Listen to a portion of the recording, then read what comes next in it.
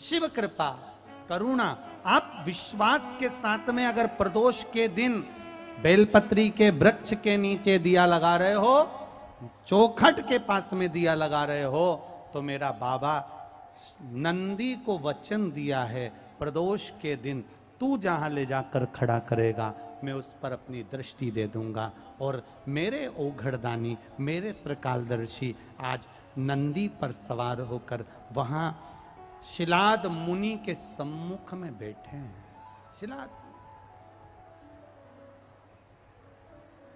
शिलाद मुनि के सम्मुख में बैठे।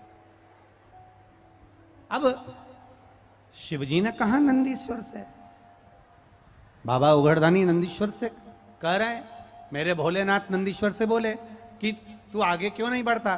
तो तुरंत नंदीश्वर ने कहा, तुरंत बोले, बाबा बस आज मेरा मन करता है कि आप यहां कुछ देर ठहरो, कुछ देर रुक जाओ, ये मेरा मन करता है। बहुत ध्यान दीजिएगा, अपने स्मरण में रखिएगा।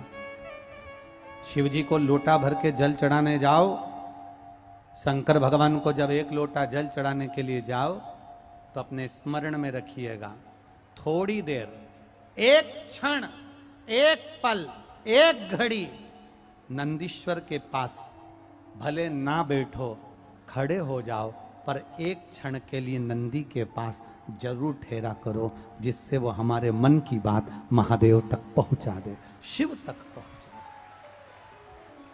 दे। हमारे मन की बात भगवान शिव से कहे, हमारे मन।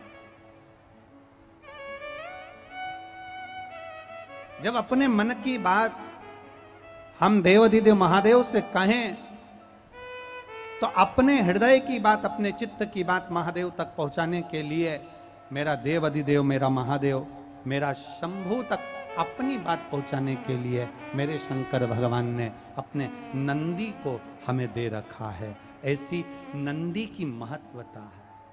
शिव ने अपनी बात, एक भक्त की बात महादेव तक पहुंचा सकता है नंदी।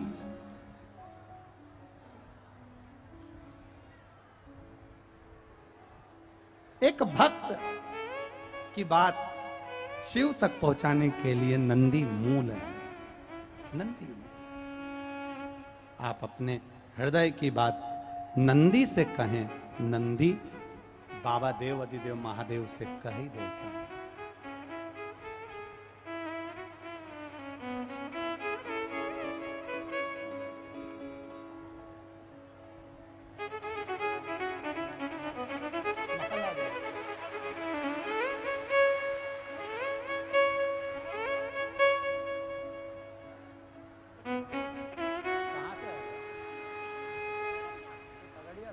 क्या नाम पूरा? आपने लिखा है, मैं 12 साल का हूं, मेरा नाम राघव सिंह है, पापा का नाम पंकज सिंह है। मैं पीछे बैठता हूं, रोज आगे आने का प्रयास करता हूं, धकेल के पीछे कर देते। मेरा मन है, मैं आपका बड़ा फैन हूं। एक सेल्फी लोगे क्या? ले ले।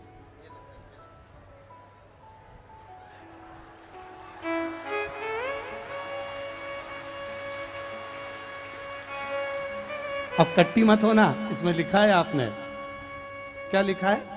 सेल्फी नहीं लोगे तो कट्टी हो जाऊंगा। ले पत्र तुम्हारा। अब कट्टी मत हो ना, इसमें लिखा है आपने, क्या लिखा है? सेल्फी नहीं लोगे तो कट्टी हो जाऊंगा। ले पत्र तुम्हारा। हर हर, ले तुम्हारे पत्र ले जाओ। शंभू ले, बेल पत्र भी लेके जाओ। बच्चों की हिम्मत है, होना चाहिए। शिव के प्रति उनका भाव है कि शंकर के प्रति जागरूकता देखिए कितनी होगी उसके मन में, कि उसने पत्र लिखा और दिल से लिखा और बाबा ने दिल से स्वीकार किया। भाव, शिव की भक्ति करो जितना बन सकता है। आप नंदीश्वर शिव महापुराण की कथा सुन रहे हो, नंदी के पास बैठकर नंदी के कानों में, नंदी के चित्त में हमारे हृदय की बात हम कहें और वो बात नंदीश्वर देवाधिदेव महादेव तक पहुंचाए।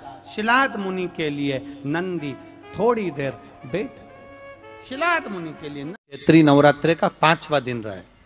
और मान लो कि आपके घर में किसी बच्चे की, लड़के की या लड़की का या मंगल विवाह नहीं हो रहा हो, या शादी नहीं हो रही हो, या उस लड़के लड़की के लिए बहुत प्रयास कर लिया आपने और उसकी शादी हो ही नहीं रही, अथक प्रयास आपने कर लिया और उसका मंगल विवाह नहीं हो रहा, तो ये देवी भागवत में स्पष्ट कहा गया है, देवी भागवत में वर्णन किया गया है, देवी भागवत में वर्णित किया गया। और देवी भागवत में कहा गया कि आम का जो पत्ते होते हैं, आम का जो पत्ता होता है, आम का जो पल्लव होता है, उस आम के पत्ते पर हल्दी और सिंदूर,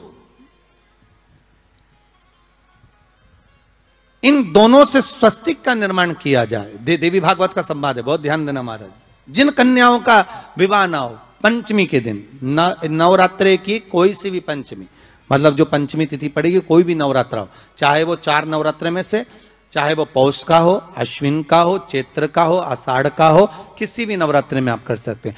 एक पान के पत्ते पर, एक ही पत्ते पर जो 2 स्वस्तिक बनेंगे, एक हल्दी का बनेगा, एक सिंदूर का बनेगा। बस अंतर इतना है, जो हल्दी का स्वस्तिक है उस पर कंकु के चावल अर्थात रौली के चावल, रौली कुंकू के चावल रखना है, और जो सिंदूर का है उस पे हल्दी के चावल रखना। इतना रखकर जिस लड़का लड़की का विवाह नहीं होता उसकी हथेली पर रखकर उसका नाम और गोत्र बोलकर महाराज उसको ले जाकर नीम के पेड़ के नीचे उसको रख दिया जाता है। मात्र 3.5 या 4 महीने ऐसे रहते हैं जिसके अंदर उस लड़का लड़की का विवाह पक्का हो जाता है। जिसका विवाह नहीं होता केवल उसी के लिए